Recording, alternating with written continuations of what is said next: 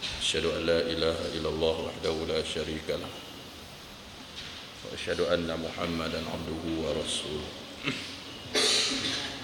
Allahumma salli wa sallim ala hadzal nabiyil karim imamil muttaqin wa qaidil du'atil mujahidin wa ala alihi wa sahbihi ajma'in, amma ba'd. Fa innal asdaqal hadits kitabullah wa khairul hadi hadi Muhammad sallallahu alaihi wasallam, syarrul umuri muhdatsatuha wa kullu muhdatsatin bid'ah wa kullu bid'atin dhalalah atau kama qala. Ayuhal mu'minun, ittaqullah, usikum wa iyaya bittaqwallah wa ta'atihi la'allakum tuflihun. Muslimin dan muslimat, hadirin dan hadirat, mudah-mudahan dirahmati oleh Allah Subhanahu wa taala. Insyaallah malam ini kita sambung balik ala muhaddis rahimahullah taala wa nafa'ana bil ulumi fid darain. Amin.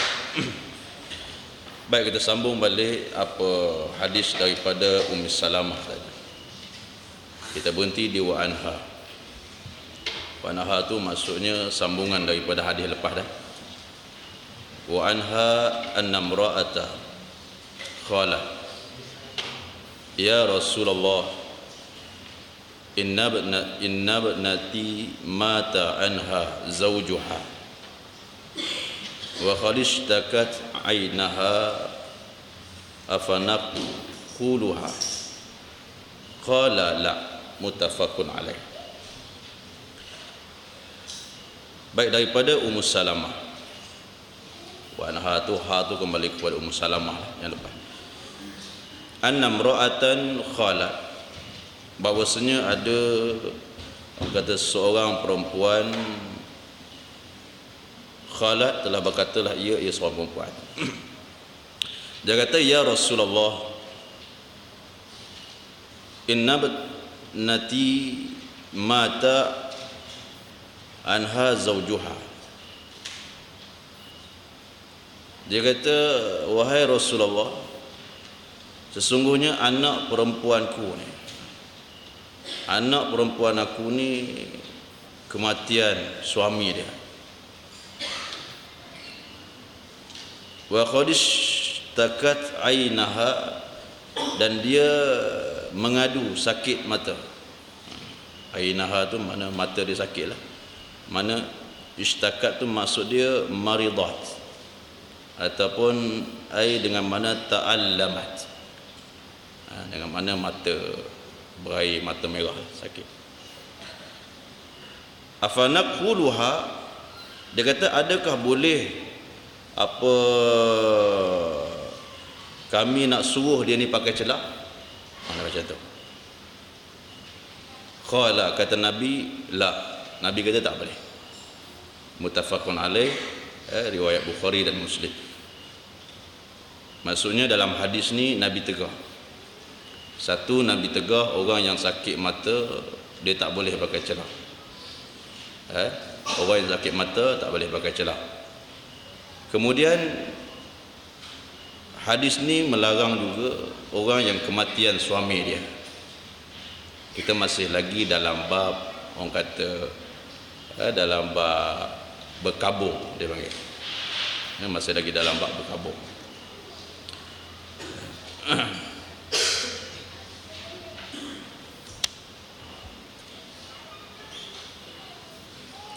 Maksudnya kalau kita campur balik dengan hadis yang lepas dari hadis Ummu Salamah tu, yang lepas kita bagi tahu Nabi larang, orang kata pakai wangian Nabi larang, cuma orang kata Nabi suruh kalau boleh, kalau nak pakai sangat rambut tu, orang kata pakai dengan, orang kata benda yang bukan, orang kata menyebabkan wangi, ataupun menampakkan perhiasan diri, tak boleh. Nampakkan perhiasan diri tak boleh. Baik, maksudnya apa yang kita boleh ambil daripada pengajaran daripada hadis yang ni kita baca, maknanya perempuan dilarang berkabung perempuan yang sedang berkabung dilarang memakai wangi-wangian, tak boleh dah. Kemudian melainkan untuk tujuan perubatan, tak ada masalah. Kalau sekiranya orang kata dia pakai tu kerana orang kata untuk orang kata berubat dia punya muka dia ke dengan krim dan sebagainya, tak ada masalah. Tetapi bukan untuk menunjukkan perhiasan, menunjuk kepada orang. Baik, itu yang kita dah cerita bahas pada minggu sudah. Baik, kita masuk yang hadis yang seterusnya. Baik, wa an Jabir radhiyallahu anhu qala tuliqat khalati fa aradat an tajudda nakhlaha fazajaraha rajulun an takhruj فأتت النبي صلى الله عليه وسلم فقال بل جدي نخلك فإنك عسى أن تصدقي أو تفعلي معروفا رواه مسلم. Baik, daripada Jabir radhiyallahu anhu qala, kata Jabir, dia kata tuliqat khalati, dia kata ditalaklah oleh khalati ni, mana mak saudara dia. Mak saudara dia ni dicerai, pernah dicerai, pernah ditalak. Kemudian fa'aradat an tajudda nakhlaha, kemudian dia ni nak keluar rumah untuk memotong batang nakhla ni, mana memotong orang kata batang kurma tu lah, buah tu lah, buah kurma tu. Tajudda tu dengan makna khat'ut tamrah dia panggil, mana potong dahan buah kurma tu lah. Kemudian fazajaraha, maka dilarang, ditegah akan dia, akan mak saudara dia tadi ni. Yang larang tu siapa dia? Rajulun an takhruja, yakni seorang lelaki untuk dia ni keluar pergi tebang. Maksud dia apa? Maksud dia ada orang, seorang lelaki larang dia untuk keluar tebang pokok tu, untuk ambil buah dan sebagainya, dia tak bagi. Maka lelaki ni, siapa lelaki ni? Lelaki ni adalah di kalangan sahabat. Maksudnya lelaki ni bukan orang biasa, di kalangan sahabat, kerana berlaku benda ni di zaman Nabi. Mana sahabat yang larang. Lalu perempuan ni dia berasa macam tak sedap. Bukan tak sedap pasal tak percaya dengan lelaki yang kata sahabat ni. Mungkin sahabat ni larang orang yang kena talak bain kubra ataupun talak 3, hanya sekadar itu tidak dibenarkan oleh Nabi untuk keluar. Bahkan dia ni orang yang kematian suami, orang yang kematian suami yang tak boleh keluar, yang Nabi larang, hadis yang kita lepas yang kita baca. Tetapi hak ni dia kena talak. Orang yang kematian suami dia macam mana pun dia kena duduk di rumah, melainkan ada sebab-sebab idtirariyah dia panggil, sebab-sebab yang orang kata yang menyebabkan perlu dia keluar untuk cari nafkah ke apa semua dan sebagainya. Hak tu tak apa, hal lain tak boleh. Maka dia ni bukan dia tak percaya dekat sahabat tadi yang kata lelaki yang larang dia, kot-kot mungkin hak tu pandangan yang Nabi tak bagi. Lalu dia pun fa'atatin Nabi sallallahu alaihi wasallam, dia pun datang bertemu dengan Nabi sallallahu alaihi wasallam. Faqala, maka kata dia,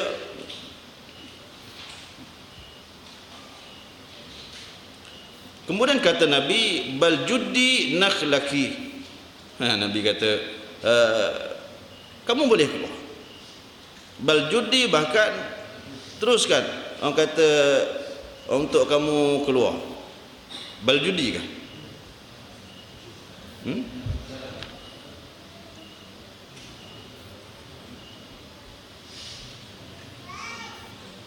Bal judi nakhlaki dah. Bala ke bal? Oh, bala. Dalam kitab saya bal. Di dalam i'lamu anam bal. Itu bala. Bala pun bala boleh juga. Tapi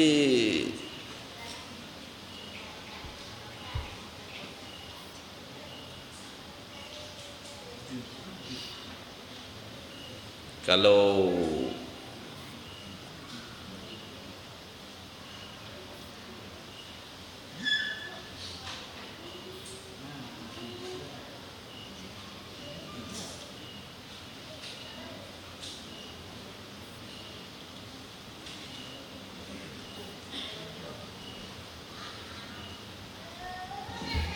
satu bal sini bala, satu bala sini bal, saya bal, tapi mana bahkan lah tu, bala.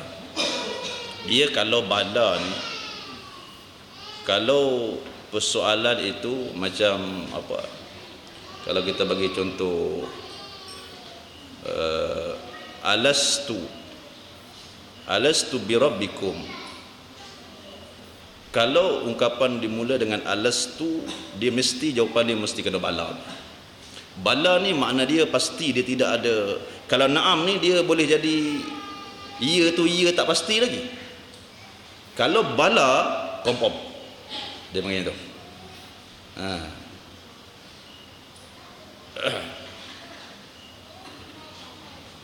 Bal mana bahkan judi nakhlaki, la'ala sawab lah kalau bala tu.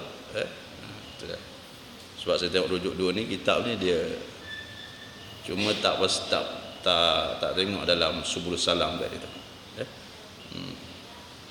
Maknanya Nabi bagi keluar untuk buat benda tu, potong orang kata apa, pohon kurma tak boleh. Kemudian kata Nabi, fa innaka asa an tasaddaqi, maka sesungguhnya kamu apa, mudah-mudahan orang kata fa innaki, bukan fa innaka tu, yang silap tu.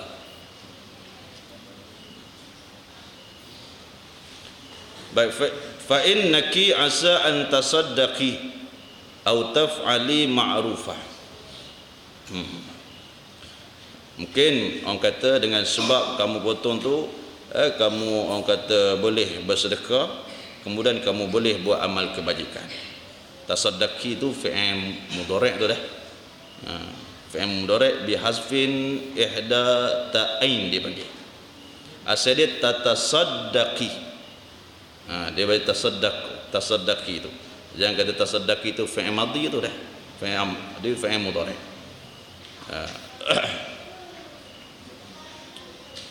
Asal dia tatasaddaqi. Mana dihazaf salah satu daripada ta tu. Tu dia tak nampak. Kalau tafa'ala tasaddaqa, nanti kalau silap kita boleh jadi benda tu jadi fi'il madhi lah. Dia fi'il mudhari' asal dia. Maksud benda dengan sebab dia potong tu, dia akan boleh buat benda yang baik ataupun dia boleh bersedekah. Itu maksud dia.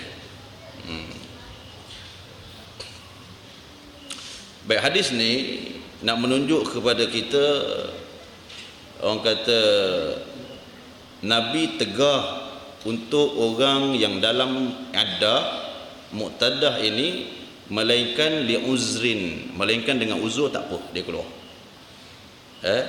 Maksudnya kalau sekiranya ada uzur, dia tak apa, untuk keluar dia nak cari nafkah dan sebagainya, tidak masalah bagi dia. Walaupun orang kata dia ni iddah dia talak bain. Bain ni maksudnya dia dah habis, tak boleh rujuk dah lah. Sama ada bain sugra ataupun bain kubra. Jadi walaupun iddah dia apa selama 4 bulan 10 hari, maka pada waktu tu kalau sekiranya ada maslahah di luar untuk pergi kedai dan sebagainya, maka dibolehkan ketika tu. Maksudnya ketika orang kata ittirariyah dia panggil, ketika dalam keadaan darurat tak ada masalah. Jangan kata berkabung sampai tak boleh keluar rumah langsung apa semua, jangan silap. Baik.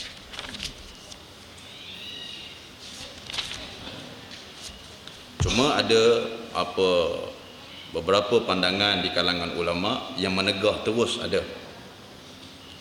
Ibnu Taimiyah, saya suka ambil pandangan Ibnu Taimiyah. Dia kata, orang kata perempuan yang dalam keadaan berkabung, dia mesti kena tinggal di rumah. Tidak boleh keluar sama ada orang kata pada waktu malam ataupun siang, tak boleh keluar juga. Kecuali dengan sebab, dengan sebab. Dan kalau sekiranya dia keluar juga, kata Ibnu Taimiyah, kalau sekiranya dia keluar juga, maka dia dikehendaki meminta ampun kepada Allah Ta'ala. Dia berdosa dan dia kena minta ampun kepada Allah Ta'ala, dan dia tidak perlu untuk qada balik. Orang kata perkabungan dia tu tak perlu. Melainkan kalau sekiranya masih ada baki, dia kena habiskan baki yang ada.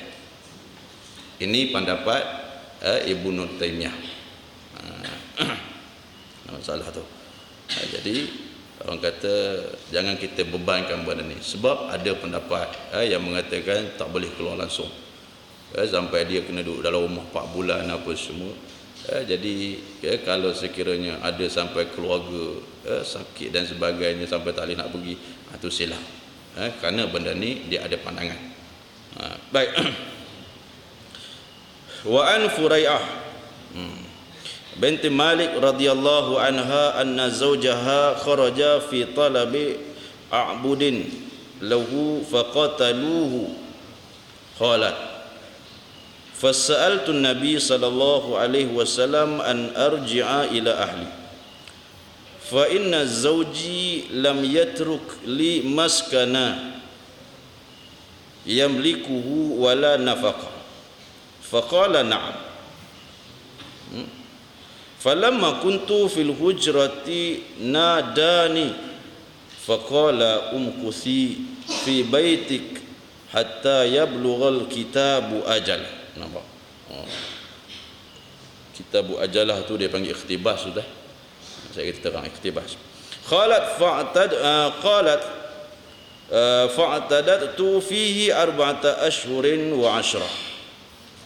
قالت فقضى به بعد ذلك عثمان أخرجه أحمد وأربعة وصححه الترمذي والزهلي وابن حبان والحاكم وغيرهم. Baik, daripada Furai'ah. Furai'ah ni orang kata adik-beradik dengan Abi Sa'id Al-Khudri. Furai'ah ni. Furai'ah binti Malik radhiyallahu anha. Anna zawjaha, dia kata bahawasanya suami dia kharaja fi talabil a'bud. Suami dia ni telah keluar pada mencari a'bud. A'bud ni cari hamba-hamba. A'bud tu jamak daripada kalimah abdun tu dah. Cari hamba-hamba. Maknanya hamba dia mungkin hamba dia lari ke, hamba dia tak balik ke, dia pergi cari. Lahu baginya faqataluhu.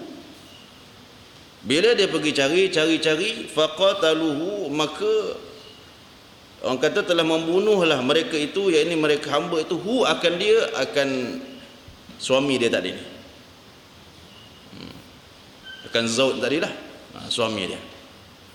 Bila dia pergi cari, keluar nak cari hamba tu, tiba-tiba hamba tu serang dia. Yang kata a'bud tadi ni, maksudnya ramai lah, jamak, mana hamba dia ramai, pergi bunuh dia. Kemudian khalat. Lalu Furai'ah ni pun, dia pun khalat, dia pun berkatalah, fasa'altu Nabi sallallahu alaihi wasallam. Kemudian dia minta izin, minta izinlah oleh aku akan Nabi sallallahu alaihi wasallam an arji'a ila ahli, bahawa untuk aku ni pulang pada keluarga aku. Maksudnya dia jumpa dengan Nabi pasal suami dah meninggal, dia pun nak minta nak balik kampung. Dia macam tu. Fa in zauji lam yatruk li maskana yamlikuhu wala nafaqa. Kemudian dia cerita dekat Nabi, dia kata sesungguhnya suami aku ni tidak meninggalkan dekat aku tempat tinggal pun tak ada yang dia miliki, kemudian wala nafaqah, kemudian dia tak ada tinggal nafkah dekat aku. Tempat tinggal satu dia tak bagi, ataupun dia tak ada tempat tinggal yang dia punya, ataupun dia sewa rumah ke rumah siapa ke, kemudian nafkah tak ada. Nafkah ni makna perbelanjaan dari segi makan minum dan sebagainya tak ada, dia tak tinggal. Faqala na'am, maka kata Nabi tak apa. Tu mula Nabi kata okey tak apa, maksudnya bolehlah balik. Kemudian tak berapa lama selepas tu, falamma kuntu fil hujrati, kemudian kata dia bila mana aku duduk dalam bilik, mungkin pada waktu tu dia nak kemas bilik ke apa semua, masuk dalam bilik nak balik ke apa semua, nadani, orang kata Nabi menyeru dekat aku. Mana Nabi seru dekat dia, Nabi bagi tahu dekat dia, faqala umkusi fi baitika hatta yablughal kitabu ajala. Maksudnya Nabi bagi tahu tinggallah kamu dekat sini. Tinggal dekat sini, orang kata kekallah kamu fi baitika, dekat dalam rumah kamu ni, hatta yablughal kitabu ajala. Apa maksud dia? Maksud dia sehingga orang kata selesai kamu punya iddah dia, macam dia. Maknanya hatta yablughal kitabu ajalah ni, ini satu ungkapan ataupun satu lafaz daripada Quran. Tetapi dalam ni dia tak cerita lafaz daripada Quran. Sebab tu kalau kita mengaji dalam ilmu balaghah, di dalam ilmu badi', sikit sambil dalam ilmu badi' dia ada satu bab, nama dia bab al-ikhtibas. Dalam ilmu badi' dia ada banyak. Dalam tauriyah ilmu badi' juga, kemudian dalam bab asy-syaja', muqabalah, apa husnul ta'liq, apa uslub hakim, semua tu dalam bab ilmu badi' balaghah tu. Dalam balaghah pun dia ada pecahan, 3 pecahan. Ilmu bayan, ilmu ma'ani, ilmu badi'. Badi' lah sekali. Baik, al-ikhtibas ini termasuk dalam kelompok dalam lingkungan ilmu badi'. Bila sebut ikhtibas ni apa? Ikhtibas ini adalah tadminul nasar aw syi'r syai'an minal Qur'anil Karim awil hadithus syarif. Wal hadithus syarif ataupun daripada hadis. Ya, ini satu petikan, diambil satu petikan daripada Quran ataupun daripada hadis, kemudian petikan itu diguna sama ada dalam syair ataupun dalam ucapan kita, dan tidak menyebut ini adalah daripada Quran. Maksudnya dia ambil ungkapan itu sebagai cakap dia. Macam dalam ni asal dia hatta yablughal kitabu ajalah, ni ungkapan ni daripada Quran, tetapi Nabi ambil letak dekat sini, tapi Nabi tak cerita ni daripada Quran. Tak, Nabi tak cerita. Mana menggunakan, orang kata kalau istilah kita dia panggil balaghah aliyah, dia panggil menggunakan bahasa yang sedap. Ambil sikit daripada ni. Kadang-kadang kita cakap apa semua, kita cakap kadang-kadang kita tak kata hadis, sedangkan benda tu ada di dalam hadis. Benda tu ada dalam hadis, tapi kita tak beritahu kata ini hadis Nabi SAW. Maksudnya tidak meletakkan dalil itu sama ada dia daripada Quran ataupun daripada hadis. Itu maksud dia al-ikhtibas. Nampak tak? Senang mudah macam inilah, mana ungkapan daripada Quran ataupun daripada hadis, sikit-sikit yang kita ambil itu, kita cakap, kemudian kita menggunakan ungkapan tu, lafaz tu, tapi kita tak beritahu kata ini hadis. Cuma kita cakap, orang kata berdasarkan kepada ayat yang orang kata yang boleh matching dengan perkataan kita tu lah. Cakap macam ni, hatta yablughal kitabu ajalah, maksud dia kena tinggal dekat rumah tu sampai habis, orang kata iddah dia, sampai selesai lah. Tu mana kitabul ajalah. Dia asal daripada apa, lafaz apa, kalau dalam ayat tu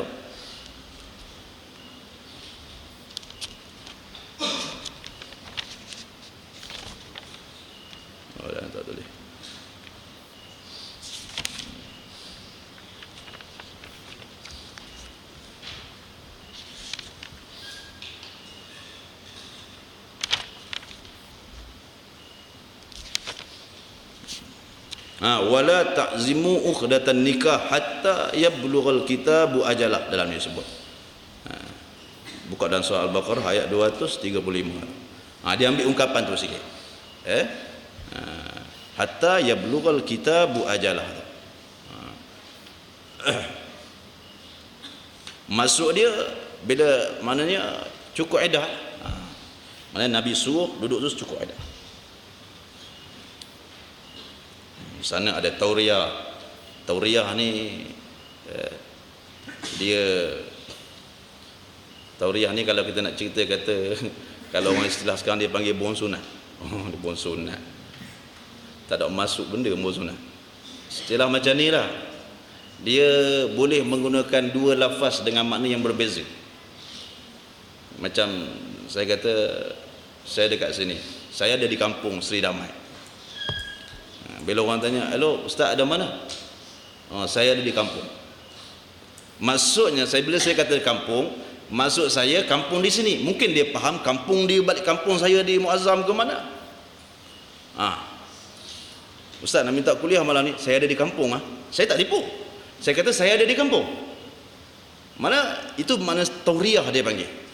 Mana istilah sama tetapi dia ada dua penggunaan. Sama ada penggunaan itu qarib ataupun ba'id. Sama ada kita nak guna kampung tempat kita duduk ataupun kampung kita dekat mana-mana. Bila dia kata kampung, itu tauriyah. Dalam ilmu badiah tengok sana dah. Baik, khalat.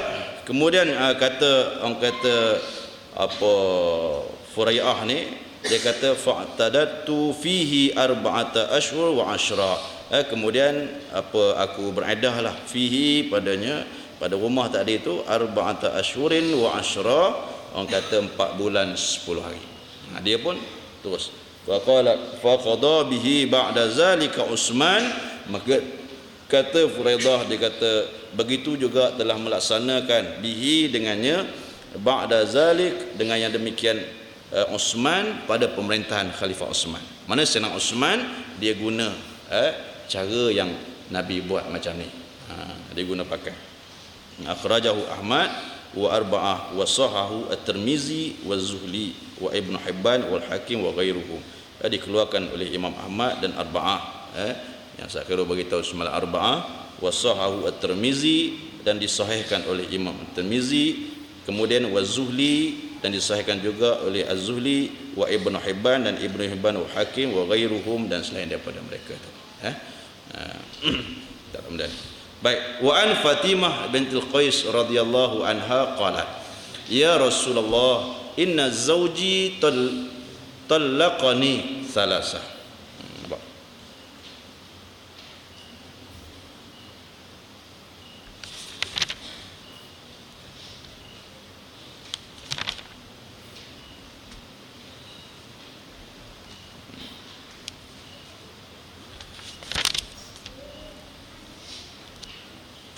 Wa akhafu an yuhtahama alayya, qala fa amaraha fatahawwalat.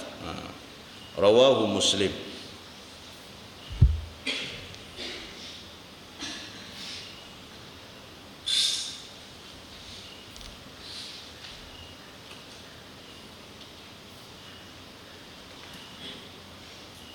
Baik, daripada Fatimah bintul Qais radhiyallahu anha qalat, ya Rasulullah, kata Fatimah, dia kata, ya Rasulullah, inna zawji talaqani, sesungguhnya suami aku dia dah orang kata ceraikan aku.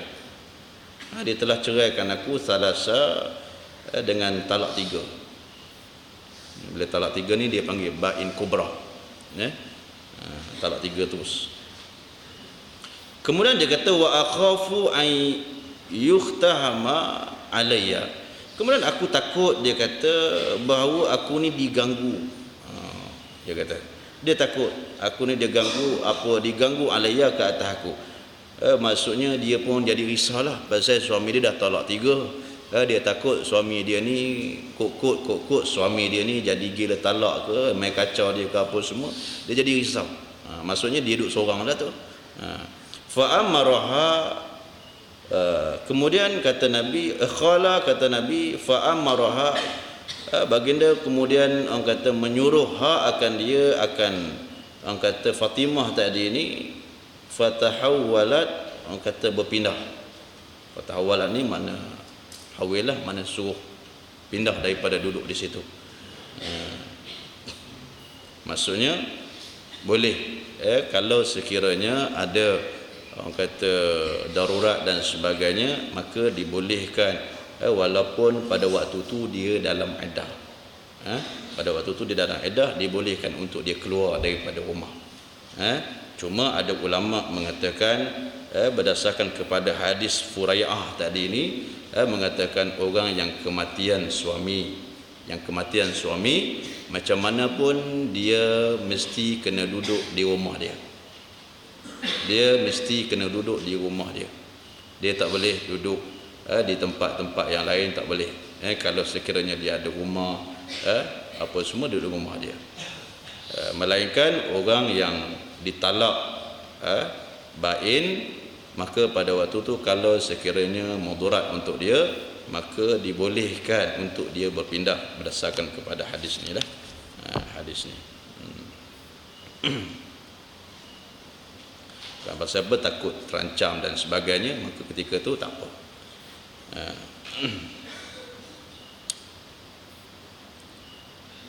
Ini pandangan menurut pandangan Imam Syafi'i, Imam Ahmad dan Imam Abu Hanifah dan jumhur ulama.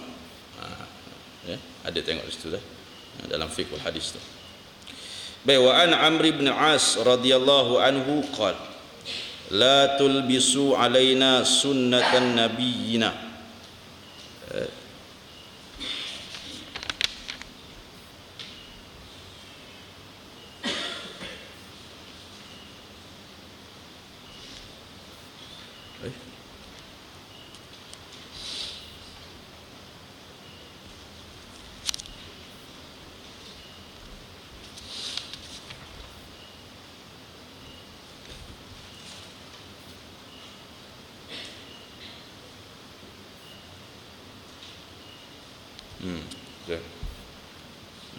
Tengok dia punya orang kata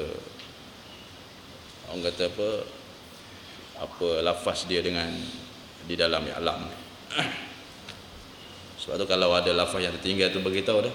Sebab saya ada cek takut tak perasan. Ada beberapa kalimah yang jatuh dan ada beberapa kalimah yang dalam apa ibanah ni dia ada jatuh sikit. Dia ada tertinggal. Tu yang takut-takut tak perasan tu apa semua ni. Saya suka baca ni pasal nak tengok apa yang jatuh. Yang jatuh kita boleh tengok, kita boleh betul balik. Macam i'lam mu'annam ni pasal saya mengaji dah dulu. Bila mengaji, orang kata dah ada dah kita buat tasihih dah. Mana yang salah dulu ni. Dia takut terlepas pandang. Baik, qal la tulbisu alaina sunnatan nabiyina iddatu ummul walad iza tuwfiya anha sayyiduha arba'ata ashhurin wa 10. Rawahu Ahmad wa Abu Dawud wa Ibnu Majah wa sahahu al-Hakim wa a'allahu ad-Darul Qutni bil Khitta. Ada terputus dah. Baik, daripada Amr ibn As radhiyallahu anhu kata Amr ibn As, dia kata la tulbisu alaina, jangan orang kata tulbis ni abi bana la tukhlitu, jangan kamu campur adukkan tulbis ni. Jangan tukhlit, jangan kamu campur adukkan. Alaina, ke atas kami, sunnatan nabina, akan sunnah nabi kami. Mana jangan orang kata buat reka ataupun jangan buat sembunyikan dan sebagainya, sunnah kami. Berhubung dengan iddatul ummil walad, iaitu iddah ummil walad. Ummil walad ni seorang wanita yang melahirkan anak tuan dia. Dia hamba, kemudian hamba ni melahirkan anak tuan dia. Dia panggil ummul walad. Iza tuwaffiya anha sayyiduha arba'ata ashhurin wa ashra, apabila mati orang kata anha daripadanya sayyiduha tuan dia.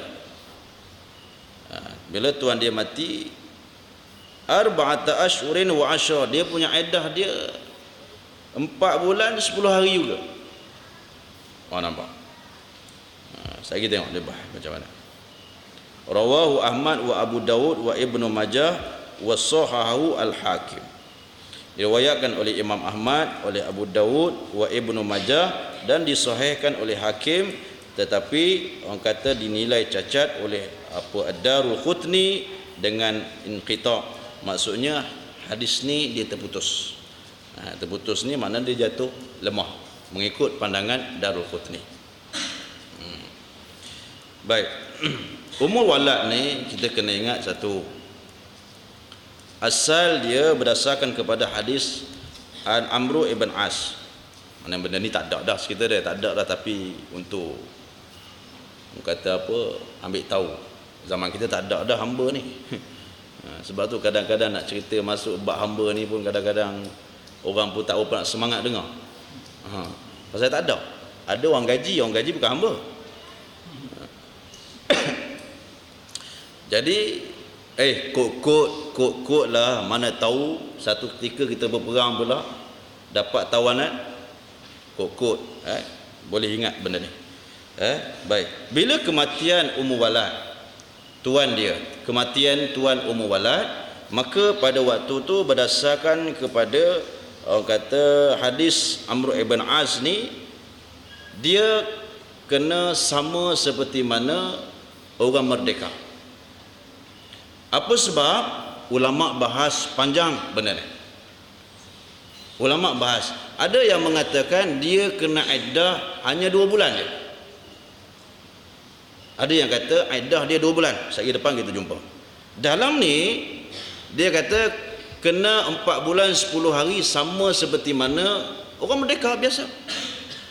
Orang yang kematian suami yang bebas macam kita. Macam tu. Bila jadi macam ni, bila jadi pandangan macam ni, ada ulama mengatakan apabila ummul walad itu kematian tuan dia, maka secara automatik dia jadi merdeka. Secara automatik dia jadi merdeka dengan sebab kematian tuan dia. Ini setengah ulama mengatakan macam ni, kemudian layak dia kena orang kata iddah dia seperti mana orang biasa. Ada setengah pendapat mengatakan tak boleh, dia tetap juga ummul walad, dia tetap juga hamba, maka iddah dia sama seperti mana hamba. Ni.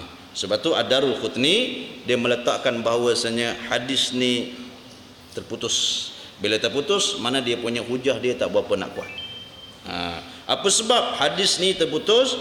Pasal ada seorang dalam hadis ni terdapat Khabisah bin orang kata Zuaib. Kerana hadis ni Khabisah bin Zuaib ni dia ada cacat sikit, sebab dia tak pernah dengar daripada orang kata Amr ibn As.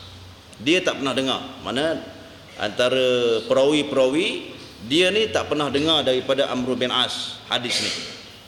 Itu yang terputus tu. Maksudnya bila tak pernah dengar, maksudnya dia ni dia kira orang kata apa, tadlisul hadis dia panggil. Maksudnya dia ni, dia kata ambil daripada Amr ibn As, sedangkan dia tak pernah dengar pun hadis ni daripada Amr ibn As. Itu mengikut pandangan Al-Imam Darul Qutni yang mengatakan hadis ni lemah dengan orang kata sanad dia terputus. Sampai macam tu. Ini dalam masalah hamba lah. Jadi sekali dia bahas depan tu.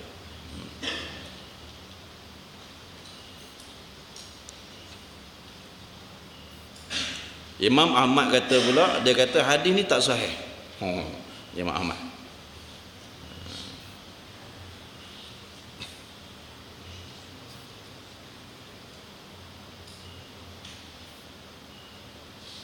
Kemudian menurut Imam Ahmad lagi dia kata periwayatnya adalah orang yang pembohong, pendusta yang tadi itu dah.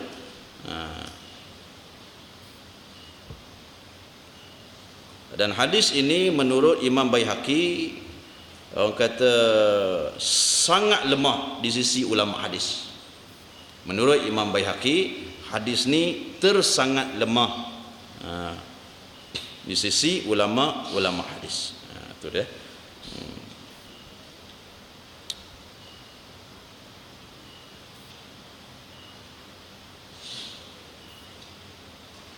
Habis itu dah.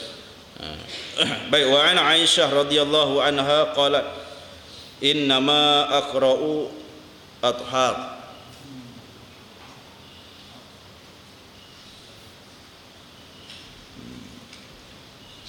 Innama aqra'u athar.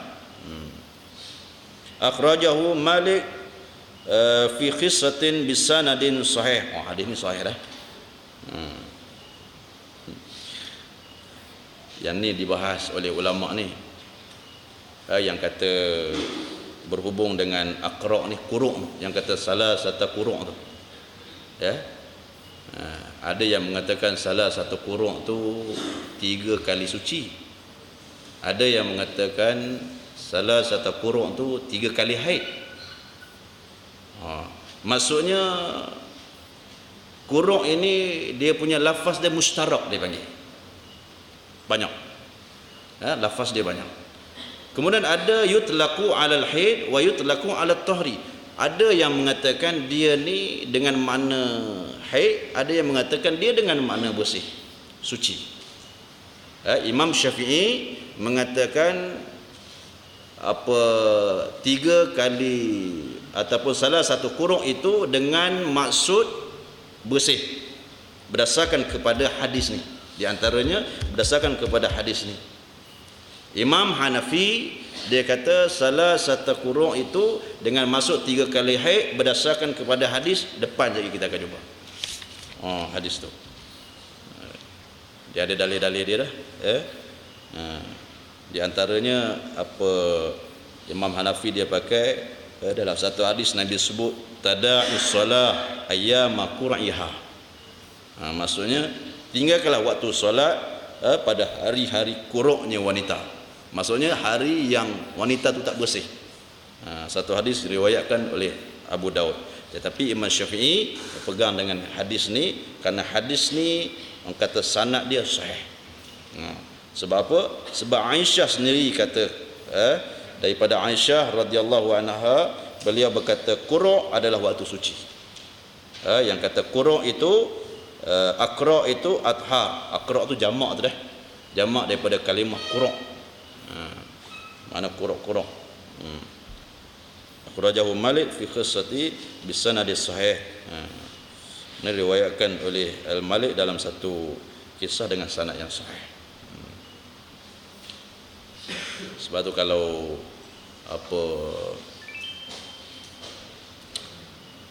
kalau kita mengaji bahasa Arab, lafaz quru' tu ada yang mengatakan dengan maksud orang kata waktu suci. Quru' tu dengan makna suci.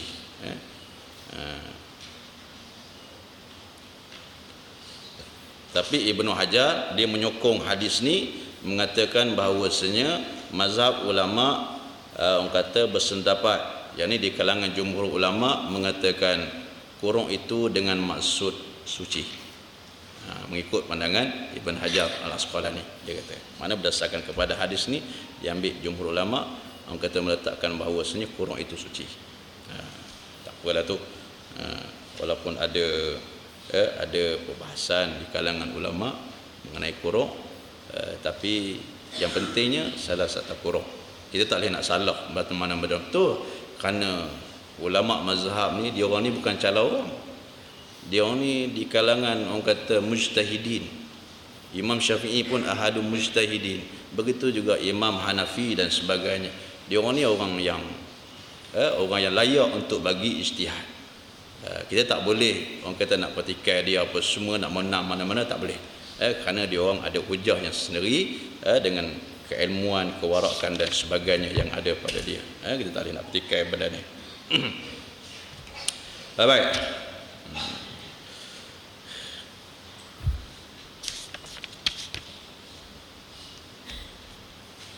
Kemudian hadis seterusnya, wa ani ibn Umar radhiyallahu anhuma qala talaqul amati tatliqatan wa iddatuha haidatan.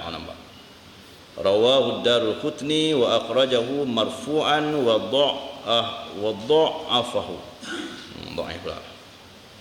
Baik, daripada Ibnu Umar radhiyallahu anhu, beliau berkata, dia kata talaqul amah tatliqatan, mana talak bagi hamba perempuan ni dua kali talak. Dia tak macam apa kita orang mereka ni, dia ada 3 kali talak. Hamba 2 kali je. Sebab tu hamba dia dengan orang mereka dia setengah. Apa benda pun dia akan setengah. Wa iddatuha haidatan, kemudian orang kata iddah dia pula 2 kali haid. Iddah dia.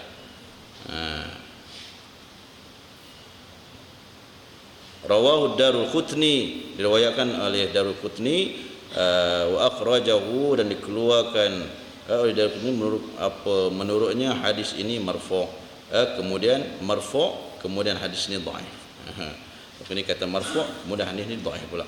Wa akhrajahu Abu Dawud wa Tirmizi wa Ibnu Majah min hadis Aisyah wa sahahu al-Hakim wa khalafuhu fattafaqu ala dha'fihi. Hadis tersebut turut diriwayatkan pula oleh Abu Dawud, At-Tirmizi dan Ibnu Majah daripada hadis Aisyah. Hadis ini dinilai kata sahih oleh Al-Hakim. Wasahahu Al-Hakim tu dinilai sahih oleh Al-Hakim, wa khalafuhu, dan orang kata bercanggah mereka itu. Di antara dia orang ni ada bercanggah pula. Tetapi fattafaqu ala dha'fihi, tetapi antara dia orang ni Ibnu Majah, Tirmizi, Abu Daud semua ni, dia orang ni bersepakat mengatakan hadis ni dhaif. Dia sepakat. Tetapi orang kata dia orang punya orang kata percanggahan dia orang tu berbeza dari segi benda lain, tetapi persepakatan dia orang mengatakan hadis ni lemah. Pasal apa? Berdasarkan kepada hadis ni tu ada yang mengatakan quru' itu dengan maksud haid, berdasarkan kepada hadis ni lah. Ada yang mengatakan dengan maksud suci, yang kita bagi tahu dulu. Tak payah bicara panjang lah benda ni. Satu hamba pula cakap tahu-tahu gitu sudah. Saya kita nak bahas depan ni. Depan ni dia ada masuk berhubung dengan orang duk cerita kata apa orang yang mengandung berzina tak boleh kita kahwin dengan dia, tak boleh angkat nikah. Malam ni kita jumpa. Dengar dia elok dah hadis ni. Baik, kemudian hadis seterusnya, wa an Ruwaifi' Ibn Thabit radhiyallahu anhu anin Nabi sallallahu alaihi wasallam qala la yahillu limri'in yu'minu billahi wal yawmil akhir an yasqiya ma'ahu zar'a ghairi.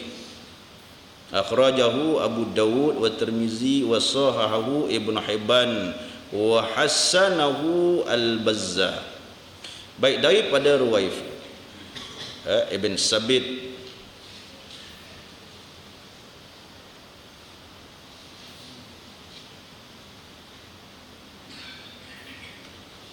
radhiyallahu anhu anin Nabi sallallahu alaihi wasallam qala, kata dia la yahillu limri'in, kata Nabi tidak halal orang kata bagi seorang yang mukmin yang beriman billah dengan Allah wal yaumil akhir dan beriman dengan hari akhirat, ay yasqi, bahawa dia yasqi ni makna dia menuangkan, pada ikut asqi mana curah lah. Kalau istilah kita memancutkan lah. Senang. Ma'ahu ni makna dia air mani dia. Mak di sini maksudnya air mani. Mana tak boleh dia orang kata memancukkan air mani dia zar'a ghairi orang kata di dalam tanaman orang lain. Maksudnya apa? Orang kata dalam tanaman orang lain makna tak boleh tempat yang haram lah, perempuan haram lah. Pancut kepada perempuan yang lain. Gitu. Itu kinayah tu dah. Kinayah.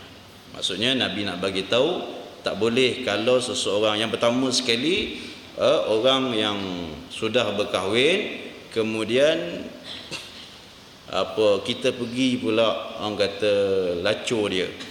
Haram hukum dia. Kita berzina dengan dia. Haram. Itu maksud dia yang kata tak halal.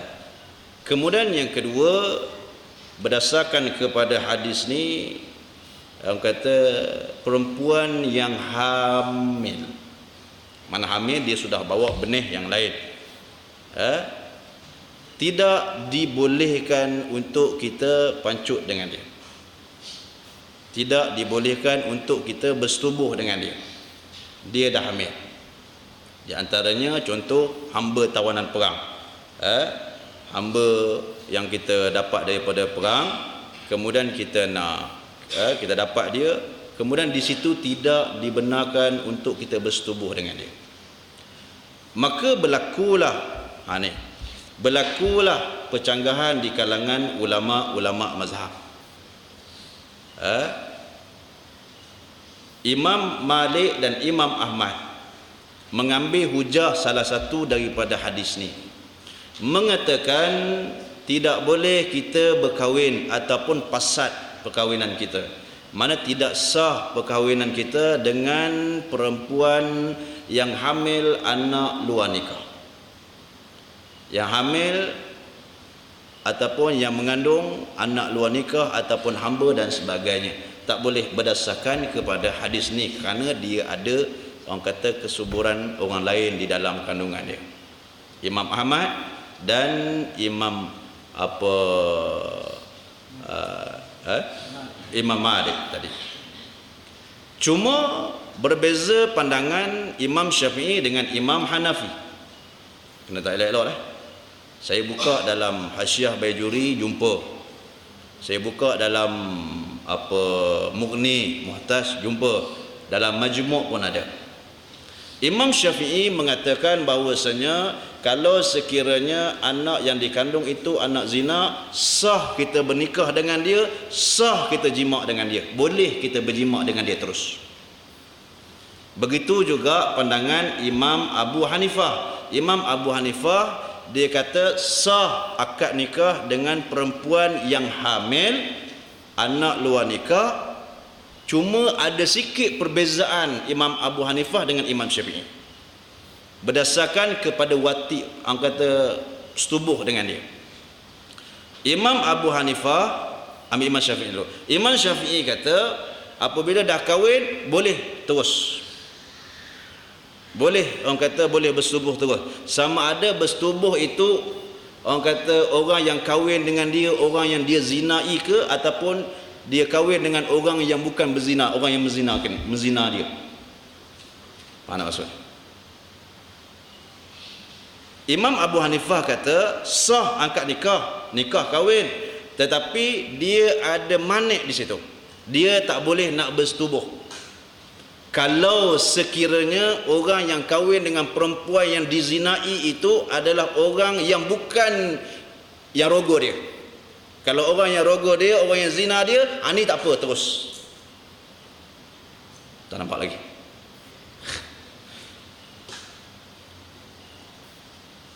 Imam Syafi'i dua-dua boleh. Sana. Imam Syafi'i dua-dua. Sebab tu kita kadang-kadang orang confuse benda ni. Orang kata tak boleh. Saya berapa orang telefon benda ni. Telefon kata ustaz boleh tak nak menikah, dia nak luar nikah 2 bulan. 2 bulan dah dalam kandungan, boleh nikah tak? Ada yang kata tak boleh. Saya kata boleh. Saya kata boleh. Mazhab Syafi'i kata boleh nikah terus. Nak bersetubuh terus pun tak apa. Cuma dalam hadis yang kita jumpa, Nabi larang apabila berlakunya peperangan kita dapat tawanan sabab ataupun sabaya ni, dapat perempuan tawanan, itu baru disuruh oleh Nabi untuk kita tahan dulu. Satu kali haid untuk kita tahan, tak boleh bersetubuh terus.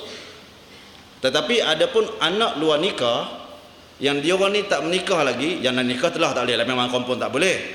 Anak luar nikah ni, macam mana pun Imam Syafi'i kata dia kahwin, dia terus boleh bersetubuh dengan dia.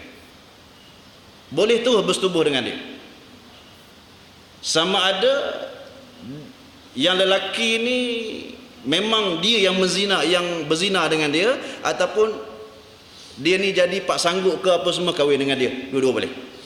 Cuma Imam Abu Hanifah dia ada beza sini je, berbeza dari segi bersetubuh. Imam Abu Hanifah kata kalau sekiranya orang yang kahwin dengan perempuan yang hamil anak luar nikah ini, lelaki ni yang buat dia bagi jadi hamil, maka lelaki ni bilangkan nikah, dia boleh terus bersetubuh dengan dia. Tetapi kalau sekiranya lelaki lain, dia ni tak tahu berzina dengan siapa, tetapi lelaki ni dia punya bagus, nak selamatkan dia, dia kahwin dengan perempuan ni. Bila kahwin dengan perempuan ni, dia hanya boleh nikah sah, tetapi dia tidak bersetubuh melainkan sehingga keluar ataupun bersalin dia. Nampak itu dah? Hilang, confuse sebenarnya. Cuma yang menjadi tegahan adalah pandangan ataupun pendapat Imam Malik dan Imam Ahmad Ibn Hanbal. Imam Malik, Imam Ahmad dia kata nikah tak sah dah, apatah lagi nak bersetubuh. Nikah pun tak sah. Nampak? Itu dia ada hujah dia tersendiri. Dia ada hujah. Imam Syafi'i dia ada hujah sendiri, kemudian Imam Abu Hanifah pun dia ada hujah sendiri. Tapi ala kulli hal, apa yang mudah kita bermazhab Syafi'i boleh, tak ada masalah. Sebab tu benda ni tak menjadi confuse. Kadang-kadang benda ni jadi confuse. Sebab ada yang kata tak boleh. Dia kata memang tak boleh terus, melainkan dia dah mengandung. Sebab tu kalau kita buka dalam majmuk, dia bahas pula berhubung dengan kadar orang kata nak binkan anak tu. Dia bagi had. Kalau kita buka, ulama meletakkan had kalau sekiranya kandungan itu kurang daripada 6 bulan, maka boleh binkan kepada orang kata suami yang kahwin. Contohnya dia baru orang kata 2 bulan dalam kandungan. 2 bulan, 3 bulan, 4 bulan, 5 bulan, 6 bulan, 7 bulan, 8 bulan, 9 bulan. Maksudnya dah 7 bulan. Boleh ban dekat dia. Tapi kalau kurang daripada 6 bulan, kena ban kepada ibu dia. Tak boleh ban kepada lelaki tu. Tak boleh ban kepada lelaki tu. Contoh kalau dia dah mengandung, dah hamil dah 6 bulan ke apa semua. Jadi bila 6 bulan, mana baki lagi 7, 8, 9. 3 bulan lagi. Mana tak boleh ban kepada lelaki yang dikahwin tadi tu. Nampak dah? Kurang dan 6 bulan ke bawah. Kena ingat tu. Itu dibahas oleh ulama untuk bankan kepada ayah dia tadi yang nikah. Kompis satu dah. Baik, kemudian dikeluarkan orang kata oleh Abu Daud dan Tirmizi, dan disahihkan oleh Ibnu Hibban, dan orang kata dan dinilai hasan oleh Al-Bazzar. Al-Bazzar dinilai hasan. Habis itu.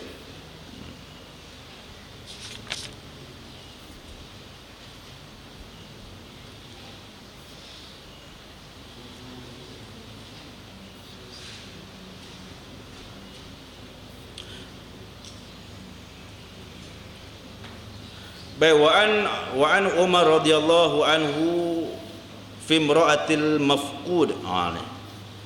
Tarabbasu 4 sinin thumma ta'tadu 4 ashhurin wa 10.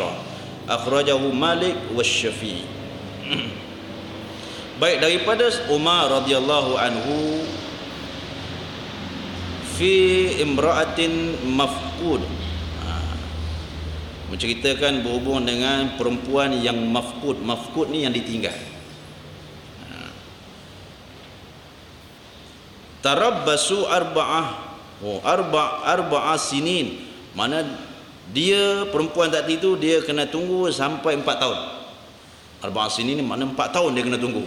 Oh, maknanya summa ta'taddu arba'ata ashhurin wa ashra. Lepas 4 tahun kemudian barulah dia boleh iddah. Iddah selama 4 bulan 10 hari. Lepas tu barulah dia boleh kahwin orang lain. Kalau kita tengok apa asar daripada Sayyidina Umar ni mengatakan bahawasanya isteri yang ditinggal oleh suami tak tahu macam mana, tak tahu pergi mana, dia punya lama kena tinggal itu 4 tahun. Lepas 4 tahun perempuan tadi ni boleh pergi pejabat agama ataupun pergi mahkamah, kemudian mahkamah akan jatuhkan secara automatik talak dia. Dia secara automatik jatuh talak bain. Maksud dia talak bain ni maksud tak boleh rujuk dah lah. Talak bain tak boleh rujuk, melainkan kena kahwin balik. Kemudian dia kena iddah 4 bulan 10 hari. Lepas 4 bulan 10 hari baru dia boleh menikah dengan orang lain. Ini asal daripada Sayyidina Umar. Baik. Apa sebab dahirnya asal ni, keluarnya asal ni? Maka Imam Ibn Hajar Al-Asqalani dia kata kerana pernah berlaku di zaman Sayyidina Umar, seorang lelaki yang hilang pada waktu dia nak pergi sembahyang Isyak ni. Dia nak pergi sembahyang Isyak, dalam perjalanan nak pergi sembahyang Isyak tiba-tiba tersempak dengan satu kumpulan jin. Bila tersempak, jin tu suka dekat dia. Jin suka dekat kita. Bila jin suka dekat dia, tarik dia. Bila tarik, dia duduk di alam jin. Mana bukan zaman sekarang berlaku dah yang kata hilang jin apa bunian ambil entah apa-apa. No, zaman Sayyidina Umar dah berlaku dah. Maksudnya bila jin ambil, dia duduk dalam tu lama. Kemudian kata lelaki tadi ni, dia cuma cerita, dia kata kemudian berlaku peperangan di antara jin mukmin dengan jin kafir ni. Yang ambil dia ni hak kafir. Perang, kalah jin kafir. Mana jin kafir ada yang ditawan oleh tentera jin mukmin ni. Dia termasuk dengan dia. Bila termasuk dengan dia, lepas tu jin mukmin ni dia nampak lelaki ni, dia kata, kamu ni macam nampak orang Islam. Dia macam tu. Maknanya dia tak tawan lah. Bila orang Islam dia tak tawan. Dia bagi pilihan. Sama ada nak duduk terus dengan kami ataupun nak balik tempat asal. Dia pun pilih untuk nak balik keluar. Kemudian dia balik macam mana dia Zuhair tak tahulah, keluar ikut batu ke apa semua, tak tahulah tu. Yang orang duk cari-cari jumpa apa semua, keluar. Balik jumpa dengan isteri dia, tengok isteri dia kahwin lain dah. Isteri kahwin lain dah. Maksudnya dia tinggal tu lama, tinggal tak tahu ke mana. Bila balik tengok kahwin, kemudian dia jumpa dengan Sayyidina Umar. Sayyidina Umar pun ceritalah benda ni. Yang ni dalam hadis ni, maksudnya isteri dia datang jumpa dengan Sayyidina Umar selepas daripada 4 bulan. Sayyidina Umar bagi 4 tahun, Sayyidina Umar bagi had. Kemudian Sayyidina Umar panggil wali dia, mana untuk nak bagi tahu kata dia ni sudah, orang kata apa, sudah putus lah, mana dia sudah talak bain. Kemudian suruh dia ni, orang kata iddah 4 bulan 10 hari. Kemudian dia kahwin lain. Dia balik jumpa dengan Sayyidina Umar. Sayyidina Umar kata, kamu nak terus nak kahwin dengan dia balik, nak kembali dengan dia balik ke, ataupun kamu nak talak dia? Kamu nak kahwin dengan dia ataupun kamu nak talak dia? Dalam kisah ni boleh cari dalam Sunan Al-Baihaqi, dia ada cerita panjang. Baik, kesimpulan kita nak ambil. Ini kesimpulan kita nak ambil daripada apa yang disebutkan dalam asar ni. Imam Syafi'i rahimahullahu ta'ala berpendapat bahawasanya orang kata iddah ataupun masa orang yang ditinggalkan, perempuan ataupun isteri yang ditinggalkan suami tak tahu mana hala pergi, sama macam ni 4 tahun. 4 tahun kemudian dia kena iddah. Selepas 4 tahun tu dia kira jatuh talak, kemudian dia kena iddah 4 bulan 10 hari. Ini pendapat Imam Syafi'i yang disebut sebagai qaul qadim. Kena ingat ni, ini pendapat pertama. Berdasarkan kepada Hanif. Kemudian Imam Syafi'i, saya ambil pendapat Syafi'i, banyak ni pendapat ni, tapi saya ambil pendapat Imam Syafi'i je. Kemudian di dalam pendapat Imam Syafi'i pada kaul jadid, dia berubah pula. Berubah ketika mana dia duduk di Mesir. Dia berubah benda ni. Berdasarkan kepada satu hadis riwayat daripada Sayyidina Ali, kata Nabi, hadis yang diriwayatkan oleh Imam Syafi'i daripada Ali, dia kata imra'atun mafqud, imra'atun ubtuliyat faltasbir hatta ya'tiyaha mautuhu biyakin. Dia pegang tu pula. Mana dia tak pegang kepada 4 tahun tu, tapi dia pegang kalau sekiranya seseorang perempuan ataupun isteri yang tak tahu mana hala pergi suami dia, kemudian dia punya had dia lama, kena pastikan bahawasanya suami dia mati ataupun ditalak dan sebagainya dengan yakin dulu. Kena pastikan dengan yakin. Kalau suami dia mati, pastikan sungguh-sungguh suami dia dah mati. Tempoh lama mana tu dia tak ada had. Tak ada had.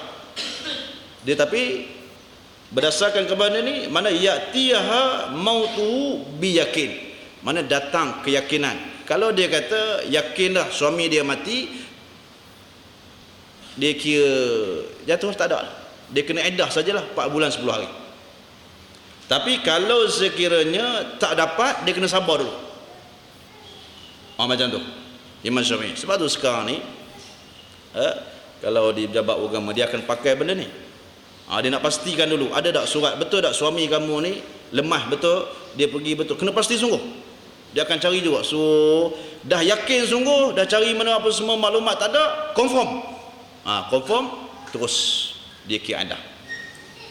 Dia kira boleh iddah terus. Maknanya 4 bulan 10 hari beryakin.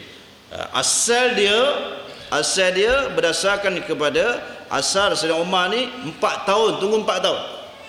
Asal dia Imam Syafi'i pegang, tetapi lebih kuat pada kaum yang yang jadi. Imam Syafi'i meletakkan bahawasanya, orang kata bila datangnya keyakinan suami dia, orang kata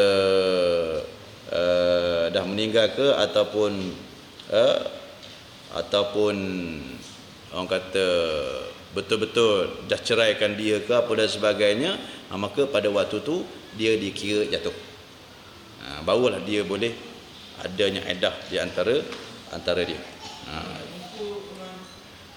Mayat tak jumpa apa semua. Tu dia nak kena cari keyakinan macam mana, tak tahulah tu. Sebab dia memang sorok oleh jin. Ada kes Sebab tak jumpa mayat memang lama sangat dah. Kita pakai limit 4 tahun ke macam mana? Saya ingat boleh kita pakai limit 4 tahun. Kalau qadim. Maknanya itulah, mana dua pendapat lah kan.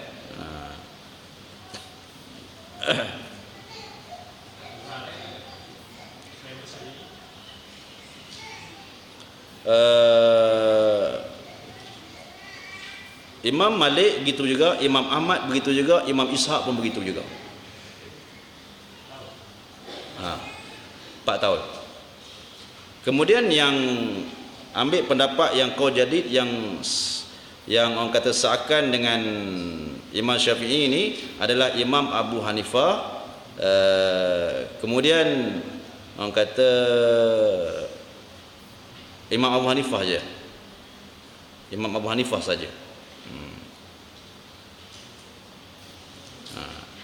Yang mengatakan kena pastikan sama ada talak ataupun dia ni mati ataupun dia ni murtad, begitulah. Begitu. Tapi apa-apa hal dia mesti mau kena jelas dulu. Macam mana nak kena cari penjelasan tu, wallahu alam. Tapi kalau dapat penjelasan tu awal, contoh dalam masa setahun, tengok lama tak jumpa setahun, 4 tahun ni lama saya. Lama 4 tahun. Orang dah kahwin dia tahulah. Yang tak kahwin lain. Kalau orang lelaki ni dia kira air penuh kepala orang. Dia main tu. Baru tinggal 2 minggu pergi umrah tu, dia kata tak tahan kepala. Hantuk dekat orang kata kosyen kapal terbang. Nak balik. Apa punya cerita? Koman tu. Macam-macam. Sikit lagi kita nak habis sikit lagi. Sebab sudah laju dah baca ni. Betul eh? Ambil sikit-sikit.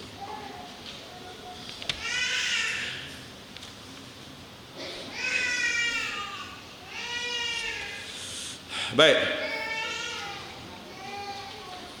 Wa 'anil Mughirah ibn Syu'bah radhiyallahu anhu qala Rasulullah sallallahu alaihi wasallam imra'atul mafqudi imra'atu hatta ya'tiyaha al-bayan. Nampak ni satu lagi. Akhrajahu ad-Daraqutni bi isnadin dha'if. Daripada Mughirah ibn Syu'bah.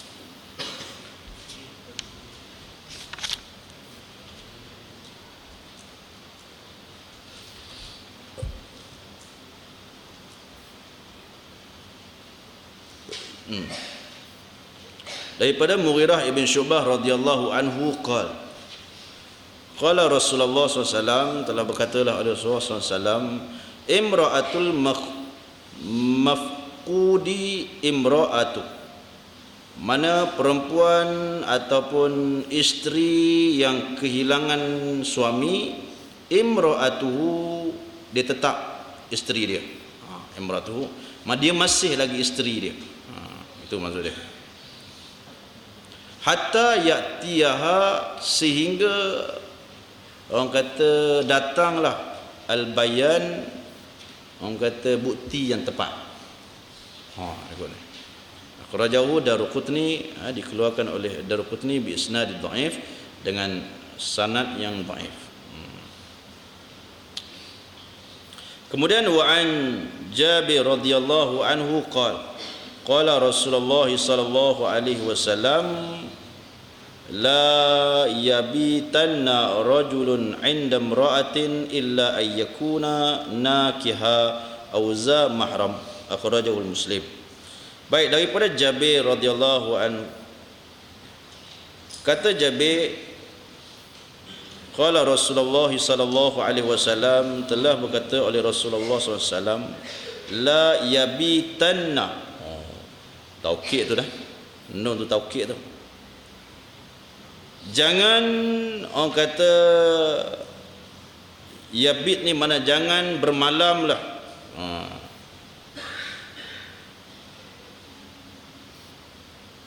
La tu la nahi tu ni, la nahi jazimah dia panggil, nahiyah jazimah dia panggil, maknanya tak boleh terus, Nabi tak bagi terus. Pasal yabit tu kata apa yang mudhari' tu dah. Ada pula nun taukid saqilah pula tu. Nun yang ada sadu tu dipanggil nun taukid saqilah, mana taukid yang sungguh-sungguh gitu. Kalau ngaji bab taukid ni, nun dia ada taukid saqilah satu, khafifah satu. Khafifah tu yang ada bulat, saqilah dia ada syaddah, ada sabdu. Ni saqilah lah, mana kuat lah. Tu.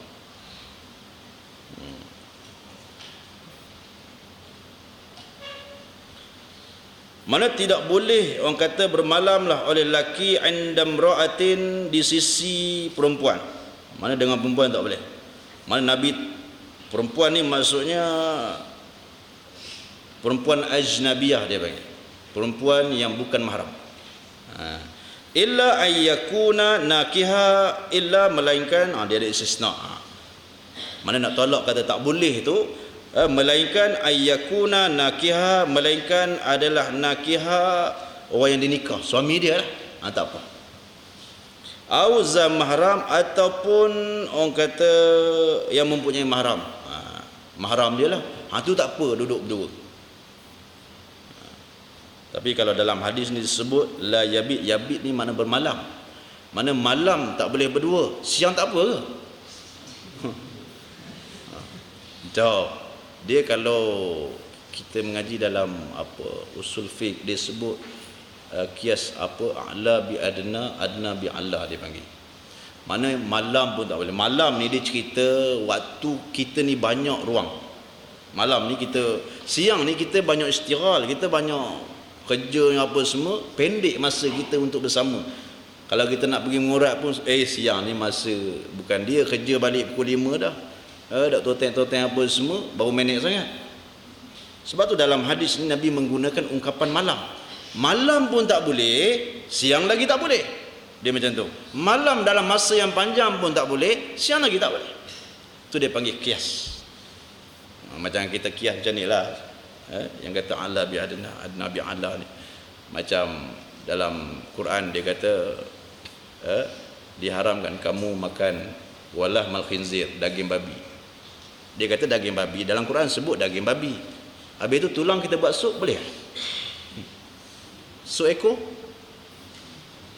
Boleh kan? Dalam Quran tak sebut. Dia cuma dia sebut walah mal khinzir, daging babi. Kemudian dikiaskan oleh ulama, dia ambil berdasarkan kepada kias ni lah yang mengatakan bila kata benda sedap dalam haiwan, dalam orang kata permakanan ni, daging tu benda sedap lah. Benda sedap pun tak boleh, benda hak tak apa sedap lagi tak boleh. Maksudnya hak yang power pun tak boleh, hak bawah lagi tak boleh. Orang duk kerja semua ni tak boleh, hak bawah-bawah kaki apa semua nak basuh lagi tak boleh. Tu dia panggil kias ala bi adna, adna bi ala. Begitu juga dalam masalah orang kata derhaka kepada mak ayah. Wala takul lahuma uffin, jangan kamu kata bagi kedua ibu bapa kamu tak boleh. Habis itu penampar boleh kan? Ni kias dia. Jadi orang kalau jenis tolol, dia kata mana ada sebut penampar, saya bagi shadow mak saya tak ada apa. Dia kata macam tu. Tak boleh. Pasal dalam Quran dia bagi tahu benda kecil pun tak boleh, kecil pun tak boleh, apa tak lagi benda besar. Ni kias. Dia panggil ala bi adna. Ni adna bi ala. Kecil pun tak boleh, atas lagi tak boleh. Begitu juga dengan ni. Malam pun tak boleh. Malam ni waktu orang tak nampak apa semua pun tak boleh, apatah lagi siang yang orang duk lalu nampak lagi tak boleh. Maknanya larangan ni larangan sungguh ni, bukan larangan main-main, tidak. Mana nahi di situ ya dulu ala tahrim dia panggil, menunjuk kepada haram hukum dia. Kalau kita duduk berdua haram, dikuatiri bahaya. Pasal apa? Bila duduk berdua ni maklumlah, tambah bukan mahram pula, takkan tengok saja. Dia kira macam tu lah. Iblis sentiasa duduk joloknya. Dia akan cari jalan mula-mula jeling dulu. Dia mula tu tak boleh. Terus yang mahram pun dia tentang semacam je. Tok Wan dengan cucu boleh jadi banyak like. Sekarang ni Tok Wan umur 75 tahun, cucu baru umur 5 tahun, dia pergi tentang semacam. Nafsu kan kira. Tu kata nafsu dia tak tua punya. Orang umur 80 nafsu dia stay maintain macam tu. Jaga. Tu yang umur kat 90 tahun minta nak menikah lagi tu, padahal pakai pampers dah. Aduh sakit jiwa. Minta suruh kita cari lagi seorang. Isteri dia dah masuk yang ketiga. Yang ketiga dia lari. Yang dua meninggal. Isteri dia meninggal. Yang pertama meninggal umur 60. Ni meninggal umur berapa tak ingat lah. Ni lari. Pasal dia dah tahu anak dia ambil buat lari. Buat lagi dia tinggal seorang. Tu pun nak menikah lagi. Tulang pun tak buat larat dah. Baik. Betul lah. Sikit lagi lah. Berapa dia? 1, 2, 3, 4. Baik. Wan Abi Sa'id radhiyallahu anhu anna Nabi sallallahu alaihi wasallam qala fi sabaya autasin la tutau hamilun hatta tad'ani dia yang kita nak bahas tadi. Wala ghairu zati hamlin hatta tahidha haidatan, akhrajahu Abu Daud wa sahahu Al-Hakim. Baik, daripada Abu Sa'id radhiyallahu anhu bahwasanya Nabi sallallahu alaihi wasallam bersabda, fi sabaya, berhubung dengan sabaya Autas. Wanita tawanan Autas dia panggil. Autas ni apa dia? Autas ni nama satu lembah, dia panggil satu wadi. Satu lembah apa di negeri Hawazin. Hawazin yang terletak, orang kata, berhampiran dengan Hunain. Berlaku peperangan Hunain tu kat situ lah. Mana bila berlakunya peperangan Autas ni, maka tawanan dapat perempuan-perempuan jadi tawanan, sabaya tu dia panggil tawanan. Kemudian kata Nabi, la tuta'u hamilun hatta tad'a, tidak dibolehkan kamu tuta'u ni mana tak boleh kamu jima, watik dengan dia. Jangan kamu watik hamilun, perempuan yang hamil, hatta tad'a ni mana sehingga dia ni melahirkan anak. Contoh dapat tawanan, tahu dia mengandung, jangan kamu bersama dengan dia. Maka ulama mengatakan bersama tak boleh, bersetubuh tak boleh, tapi bercumbu untuk bersedak-sedak luaran tak apa. Baik, wala ghairu zati hamlin, dan lain daripada yang mengandung, hatta tahidha haidatan, orang kata dia punya iddah dia, orang kata satu kali haid.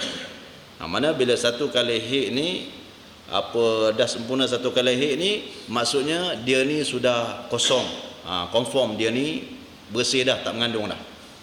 Mana kena tunggu satu kali haid. Ni bagi hak tawanan. Mana dalam kamu dapat dia, jangan setubuh lagi, tunggu selesai dia sekali haid. Dah selesai sekali haid, barulah kamu boleh bersama untuk berjima dengan dia. Ni kata Nabi. Kemudian akhrajahu Abu Daud wa sahahu Al-Hakim, dikeluarkan oleh Abu Daud. Kemudian disahihkan hadis ini oleh Imam Al-Hakim. Baik, walahu syahidun an Ibn Abbas fil Darul Qutni, dan bagi hadis tadi ni dia ada syahid daripada Ibn Abbas di dalam apa riwayat Al-Darul Qutni. Ada syahid dia. Apa dia? Walahu syahidun an Ibn Abbas.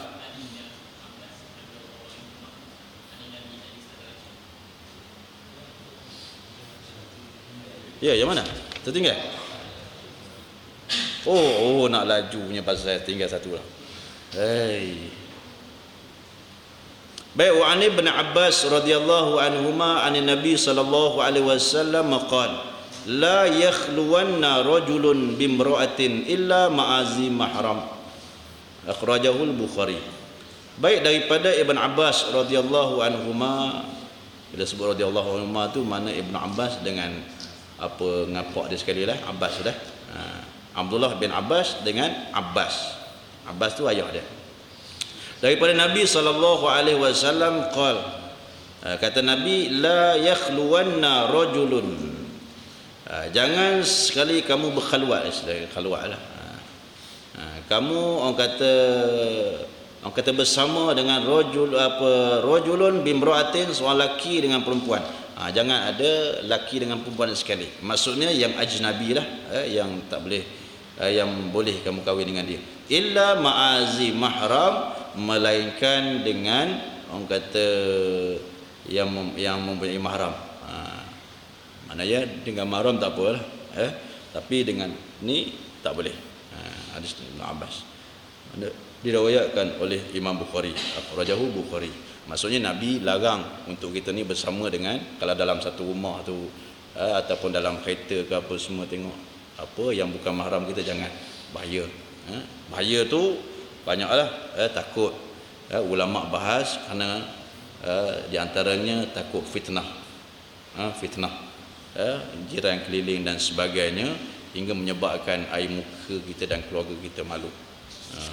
Daripada orang kata timbul fitnah dengan sebab kita, orang boleh mengumpat dengan sebab kita, lebih baik kita tinggal, kerana dia merupakan orang kata kabair, dia panggil dosa besar, dosa besar.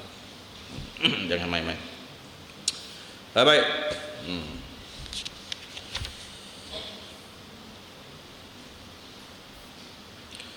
Ingatlah, hamba tawanan tunggu orang kata 1 hari lah. 1 hari pula dah. Sekali suci lah. Dia kena cepat selain tu. 1 hari. Maknanya kata ulama boleh kita dapat terus dapat apa tawanan tu, boleh kita berseronok dengan dia, tetapi tak boleh untuk kita bersetubuh melainkan selepas dah sekali suci. Tu. Begitu juga dengan orang kata hamba-hamba yang dibeli ataupun yang dibagi dan sebagainya. Begitu sama juga. Bukan hamba yang tawanan saja, bahkan hamba-hamba yang dibeli lelong dekat pasar malam tu pun sama macam tu juga. Tapi tak ada lah setakat ni. Baik, kemudian satu lagi dah. Wa an Abi Hurairah radhiyallahu anhu an Nabi sallallahu alaihi wasallam qala al-waladu lil firash walil ahir al-hajar, muttafaqun alaih min hadisihi. Baik, daripada Abi Hurairah radhiyallahu anhu an Nabi SAW, daripada Nabi sallallahu alaihi wasallam qala, kata Nabi, al-waladu lil firash,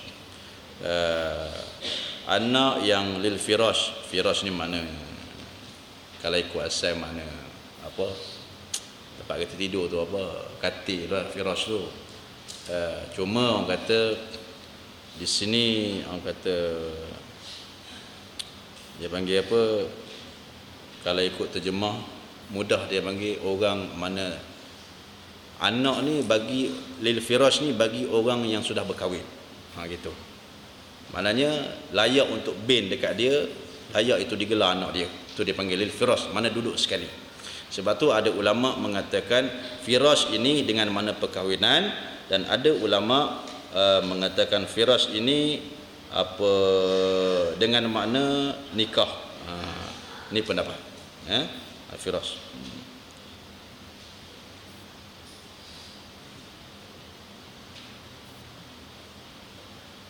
Maknanya jumhur ulama mengatakan firash ini dengan makna nikah ataupun isteri. Tetapi ada pendapat yang lain, sebahagian daripada ulama mengatakan firash ini dengan maksud perkahwinan. Bila sebut al-waladu, mana al-waladu lil firash, mana anak bagi perkahwinan yang sah. Walil ahir al-hajar, dan bagi penzina. Ahir ni mana penzina, al-hajar. Hajar ni maksud dia yang pertama dengan maksud la tamliku syai', dengan maksud dia tidak memiliki apa-apa. Hajar. Kemudian dengan maksud satu lagi kata ulama, dengan maksud hukuman zina. Dia dijatuhkan hukuman zina. Maksudnya anak zina ini dia berzina, bukan hak milik dia anak tu. Kemudian dia tidak boleh memiliki apa-apa. Muttafaqun alaih min hadis. Sebab tu berdasarkan kepada hadis ni, anak zina tidak boleh dibinkan kepada lelaki yang berzina dengan dia. Kerana lelaki yang berzina dengan dia tidak ada apa-apa melainkan dengan akad yang sah.